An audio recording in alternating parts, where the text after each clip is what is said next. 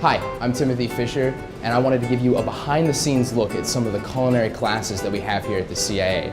First off, we're going to check out our Culinary Fundamentals Kitchen. This is a Culinary Fundamentals Kitchen, which is one of the first kitchens that you'll be in here at the Culinary Institute of America. In this class, you'll focus on the fundamentals of what makes up good cooking. Everything from soup and stock production to precision knife cuts, as well as cooking techniques, things like searing, sauteing, braising, shallow poaching, deep frying, pan frying, and much more. Today is day 19 and actually it's the first day we're starting putting a dinner plate together. You had 5 different components on a plate. Yeah. So that means you have to organize yourself properly so all 5 components come together at the same time. And today, what do you worry about getting things together? Organization, chef. Organization and? Time. Is it going to be a cold dish? It's going to be a hot dish. Hot dish. So you got your plate in the refrigerator? No, chef, it's in the oven. All right. So you're going to put your plate in the oven and then you finish all things at the same time like we did as a demo, right? Chef. Okay. Right. There you have it, Culinary Fundamentals. Let's check out our next class.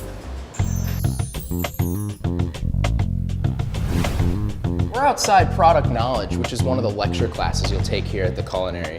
In here, you'll focus on various produce, vegetables, fruits, herbs, cheeses, looking at where they come from, flavor profiles. You'll see it, taste it, and even watch it be cooked.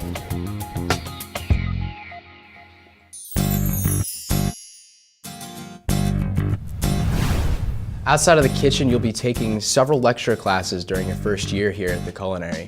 Classes such as Professionalism and Life Skills, where you'll focus on college coping mechanisms, study habits, resume writing, and how to effectively market yourself as a food service professional. Another class you'll take is Food Safety, where you'll focus on proper temperatures and food handling in the kitchen, as well as keeping food service operations clean and orderly. It culminates in the ServSafe certification, which is absolutely essential to any food service professional. First class of the second semester is Meat ID and Fabrication. This class is where you're really getting into what fabrication is, which is taking larger primal cuts and breaking them down into smaller workable portions. In this class, you'll be working with beef, chicken, veal, duck, pork, and lamb, producing for the entire school. This is the first class that culinary students enter after fundamentals. So what do students really need to be focusing on coming out of that environment into this one in order to be successful? Knife skills. Okay. Knife skills. It's being able to hold the knife properly. It's being able to understand what a 1-inch cube looks like. Yes. Being able to read a ruler, okay, which is something we all take for granted. But coming into this class, especially out of fundamentals where they've had to make their knife trays and their juliennes and their cubes and their dice, coming in here, that just follows here. It's the same thing. We have a timeline that they have to follow, where they present to us as if they were presenting a dish in their fundamentals class. It's really no different. It's just a raw product instead of a cooked product. Awesome. Thanks, Chef. Okay? All right.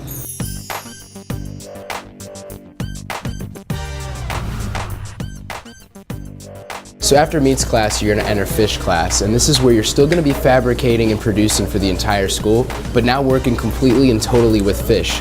In here, you'll be learning how to identify over 100 different types of fish, working with and producing with them, doing various production cuts throughout the course of the class, as well as tasting at the end of each class. So Chef, fish class is known as being a difficult course. What would you tell future students to be successful in this course? Food is more about just an ingredient. You know, learn where it's from, how is it used, what does it taste like, what's the consistency. And here I try to teach them where the fish swims, what it eats, that's going to affect the flavor, where does it live, who cooks it, what are the different cooking methods. But like building a house, if you don't learn it now, everything's going to crumble later. It's great to know. Thanks, Chef. You're welcome.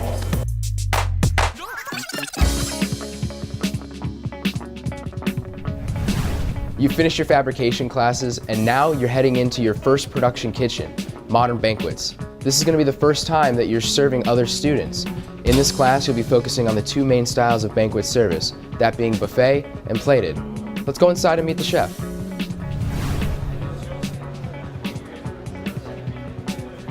So Chef, this is the first production kitchen students enter. They've been through fabrication, they've been through fundamentals, but now they're actually serving students. What would you tell them in order to be successful here? Tim, I would tell them right off the bat is preparation is everything. What they've done in their prerequisite courses are going to make a difference when you're inside this class. Those first 3-4 days, they're trying to get acclimated to me, to the kitchen, to the production needs, but it all goes back to what they've learned previously. They got to be prepared. They got to have the recipes. They got to have their knives sharp. They got to be ready to go mentally with what's going on. Absolutely, that's awesome, Chef. Thank you.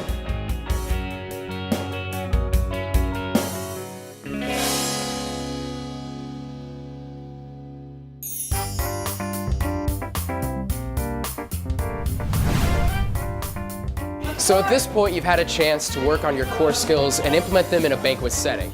Now, we're in an a la carte kitchen, where you have a chance to implement it in a restaurant setting, producing dishes to order for fellow students.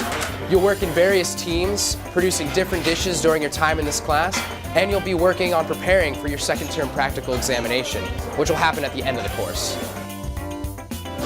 Fire pickup, 1 roast beef. Table 1.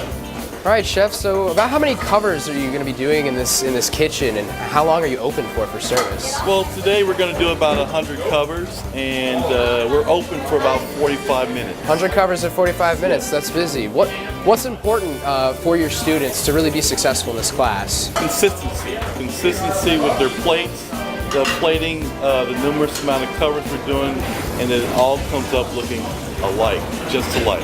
Fantastic. A lot of good work going on in here. Thank you.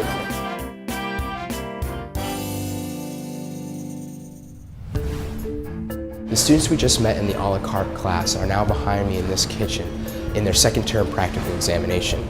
They studied for this exam by preparing for 6 potential menu items. When they come in, they'll choose one at random, produce it in a certain amount of time, and then sit down with the chef and go over everything that they've done, from how they've worked, how clean, how professional they've been, and the overall taste and presentation of the dish.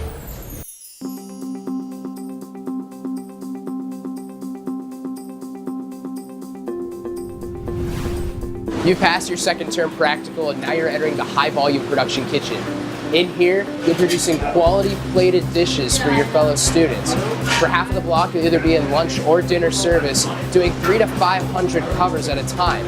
The other half of your time in this class will be spent doing breakfast service for all the students coming in to eat. All right, Chef, so this is the last class before students go out on externship.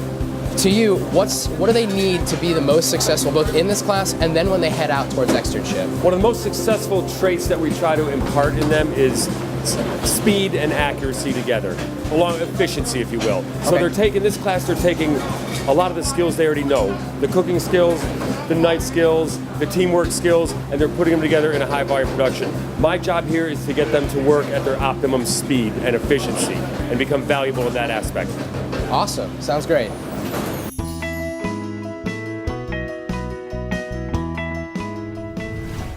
You finished your first year at the Culinary, and now it's time for some real-world experience. You're heading out on externship, where you're going to put the skills that you've just learned to the test, learn new ones, ask questions, and bring back new information and ideas to get ready for your second year.